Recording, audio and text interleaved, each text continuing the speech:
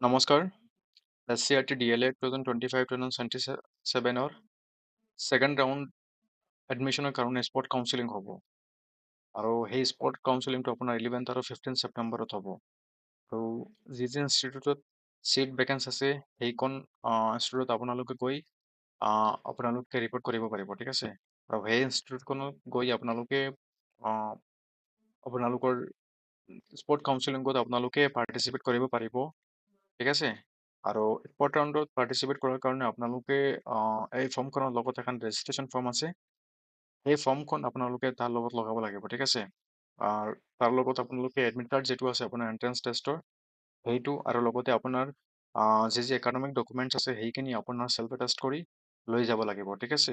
আৰু যিসকল কলেজত আপোনাৰ ইনষ্টিটিউট আপোনাৰ চিট ভেকেঞ্চি আছে তেওঁলোকে মেৰিট বেচিছত এখন লিষ্ট বনাব আৰু সেই লিষ্টৰ মতে আপোনালোকৰ এডমিশ্যনখিনি হ'ব, ঠিক আছে। আৰু সেইটো কমপ্লিট হ'ব আপোনাৰ 15 ছেপ্টেম্বৰৰ ভিতৰতে কমপ্লিট হৈ যাব, ঠিক আছে। আৰু ইয়াত কৈছে যে 2 year DLED 2025-27 কাৰণে যিটো এডমিশ্যন আছে সেইটো হ'ব 15 ছেপ্টেম্বৰ, ঠিক আছে। তাৰপিছত তাৰ কোনো কাউন্সেলিং বা স্পট মানে থাৰ্ড ৰাউণ্ড এডমিশ্যন নহ'ব, ঠিক আছে। এইটো আপোনাৰ ফাইনেল ৰাউণ্ড এডমিশ্যন হ'ব, ঠিক আছে। আপোনালোকে যদি এডমিশ্যন ল'ব বিচাৰিছে তেনেহ'লে চান্সটো মিছ নকৰিব, ঠিক আছে।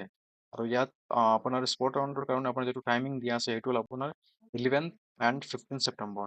আৰু ৰিপৰ্টিং টাইমটো হ'ল আপোনাৰ 9:30 to 11:30 AM। আৰু এডমিশ্যন টাইম যিটো আছে সেইটো হ'ব আপোনাৰ 11 PM to 5 PM, ঠিক আছে। আৰু আপোনালোকে যিটো ইনষ্টিটিউট এডমিশ্যন ল'ব সেই ইনষ্টিটিউটখনত গৈ আপোনালোকে আপোনাৰ ৰিলিভেণ্ট ডকুমেণ্ট লৈ আপোনালোকে ৰিপৰ্ট কৰিব লাগিব, ঠিক আছে। ইয়াত স্পট ৰাউণ্ড কাউন্সেলিংত আপোনালোকে পাৰ্টিচিপেট কৰাৰ কাৰণে এখন ৰেজিষ্ট্ৰেশ্যন ফৰ্ম ফিল আপ কৰিব লাগিব। আৰু এই ফৰ্মখন আপোনালোকে ফিল আপ কৰিব লাগিব। ইয়াত আপোনাৰ যিটো কেণ্ডিডেটৰ নাম আছে সেইটো দিব লাগিব। তাৰপিছত আপুনি কোনটো ডিষ্ট্ৰিক্টত আপোনালোকে এণ্ট্ৰেন্সটো দিছিলে এই ডিষ্ট্ৰিক্টখনৰ নাম, আৰু আপোনাৰ যিটো ৰোল নম্বৰ আছিল এণ্ট্ৰেন্স টেষ্টৰ সেইটো দিব লাগিব, আৰু কিমান স্ক'ৰ কৰিছিলে আপুনি সেইটো, আৰু লগতে আপোনাৰ কেটাগৰী যিটো আছে সেইটো ইয়াত দিব লাগিব, date of birth, phone number, আৰু আপোনাৰ কোনটো ষ্ট্ৰীমত কৰিছিলে, ছায়েন্স না আৰ্টছ না কমাৰ্চ সেইটো ইয়াত লিখিব আপুনি, আৰু যিটো বৰ্ডৰ বা কাউন্সিলৰ পৰা কৰিছিলে সেইটো লিখিব, আৰু টোটেল মাৰ্কছ কিমান আছিল সেইটো আপোনালোকে লিখিব ইয়াত, আৰু টোটেল কিমান মাৰ্কছ আপুনি পাইছিলে ক্লাছ 12ত সেইটো ইয়াত লিখিব লাগিব, ঠিক আছে। আৰু লগতে আপোনাৰ পাৰ্চেণ্টেজটো ইয়াত মেনশ্যন কৰি দিব। তাৰপিছত আপোনাৰ ডেটটো ইয়াত লিখিব, আৰু যিটো ডিষ্ট্ৰিক্ট হয় সেইটো আপোনাৰ লিখি দিব ইয়াত, আৰু আপোনাৰ চিগনেচাৰ আৰু নামটো ইয়াত লিখি দিব, ঠিক আছে। তো এইখন আছিল ৰেজিষ্ট্ৰেশ্যন ফৰ্ম আপোনালোকে স্পট ৰাউণ্ডৰ কাৰণে। আৰু ইয়াত যিখিনি ডেট আছে সেইটো হ'ল আপোনাৰ 11 আৰু 15 ছেপ্টেম্বৰ, ঠিক আছে।